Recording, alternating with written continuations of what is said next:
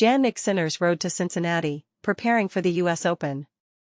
Everything changes when you're on top of the world, just ask Jannik Sinner, who now faces a whole new level of pressure and expectation following his historic Wimbledon win. Becoming the first Italian to clinch the Wimbledon title skyrocketed him to world number 1, a triumph that brought both celebration and big decisions about what's next for his career. But here's where it gets controversial. Despite fond memories of his breakthrough at the Canadian Masters in Toronto just 2 years ago, Sinner has chosen to skip this year's tournament, a move that's left many fans and tennis experts buzzing, and not all in agreement. After a much-deserved break in Sesto Pastoria with family and some seaside relaxation in Sardinia, Sinner is turning his attention to the hardcourt season.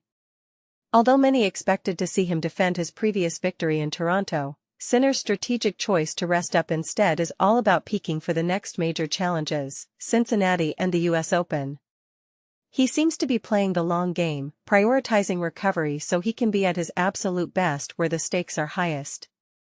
It's a tough balancing act. As reigning champion of both Cincinnati and the US Open, Sinner has a mountain of ranking points to defend. In contrast, his main rival, Carlos Alcaraz, doesn't face the same pressure, having scored less in the same stretch last year. This raises an intriguing question: can Sinner retain his hard-won number 1 status with so many points on the line? And this is the part most people miss: success at the top isn't just about winning matches, it's about sustaining performance under constant expectation, which only gets tougher the higher you climb. Sinner's immediate plans involve resuming training at Monte Carlo, reuniting with his coach Simone Bagnozzi, and, here's a twist that's sure to spark debate, welcoming fitness coach Umberto Ferrara back into the fold, despite Ferrara's involvement in a recent doping controversy. Remember, it was Sinner himself who dismissed Ferrara not long ago over trust issues. Why bring him back now? Has something changed, or is this all just part of the high-wire act of elite sports management? This move has certainly raised eyebrows and could have wider implications for how teams handle such sensitive topics. After a week of intense preparation, Sinner and his team will head out to Cincinnati, aiming to adapt to the unique conditions there, altitude, humidity, and all. This prestigious Ohio tournament will be his big rehearsal for the season's climax, the US Open, which kicks off in New York on August 24th.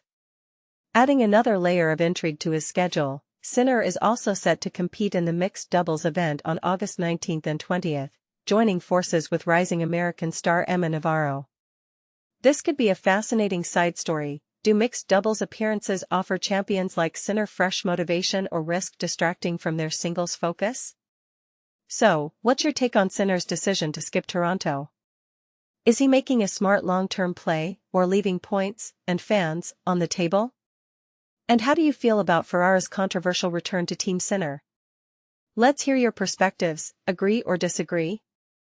Jump into the comments and share your thoughts, because the tennis world will definitely be watching how these choices play out. Jannik Sinner's Sardinian retreat, recharging after Wimbledon triumph. Jannik Sinner takes a well-deserved break in Sardinia. After recently claiming his first Wimbledon title, Jannik Sinner is enjoying a much-needed respite in the picturesque landscapes of Sardinia. As the current world number 1, he is utilizing this time to relax and rejuvenate both physically and mentally, gearing up for the challenging North American hardcourt season that lies ahead. With a staggering 3,000 ATP points at stake between the Cincinnati Masters and the US Open, Sinner is acutely aware of the formidable challenges that await him. However, his determination is equally strong. For the moment, the serene environment of Sardinia serves as a tranquil escape from the high-pressure atmosphere of center court. Although Sinner remains on the entry list for the upcoming Canada Masters, it wouldn't be surprising if he opts to withdraw from this event to concentrate on his primary objectives, Cincinnati and the US Open, which are crucial for his summer campaign. Round pushpin location, Porto Cervo, Sardinia, Italy. Following his remarkable victory at Wimbledon, Jannik Sinner is savoring some well-earned relaxation by the Mediterranean Sea. Direct hit next stop, Toronto, Canada. The world number 1 is not finished yet this summer. Jannik boasts an impressive record of 26 wins and only 3 losses in 2025, successfully maintaining his position at the top of the ATP rankings ahead of rivals like Carlos Alcaraz. He has already secured 2 major titles from 3 finals this year, including a successful defense of his Australian Open title, where he only dropped 2 sets across 7 matches, further solidifying his dominance on hard courts. Despite facing a 3-month suspension from February to May, which caused him to miss 4 Masters 1000 events, Sinner managed to keep competitors like Alexander Zverev and Carlos Alcaraz at bay.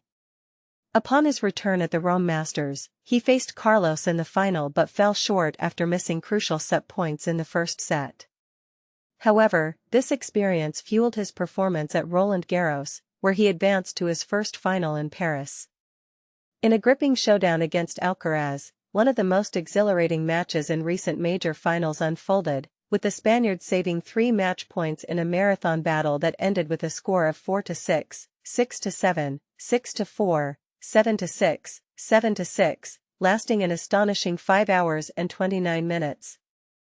This defeat was undoubtedly one of the most heartbreaking moments in Sinner's career. Yet, he bounced back spectacularly, clinching his first Wimbledon title with remarkable flair. On his path to this victory, he defeated formidable opponents like Ben Shelton and Novak Djokovic, reaching his 4th consecutive major final. In a repeat of the Paris final, Sinner faced Alcaraz once again, triumphing with a score of 4-6, 6-4, 6-4, 6-4 in a match that lasted 3 hours and 4 minutes. This victory marked his 4th major title and his first triumph on surfaces other than hard courts. What do you think about Sinner's chances in the upcoming tournaments? Will he maintain his momentum, or will the pressure of being the top seed weigh him down? Share your thoughts in the comments below, ***. And here's where it gets controversial. Is the pressure of being world number 1 too much for young players like Sinner? Let's discuss, ***.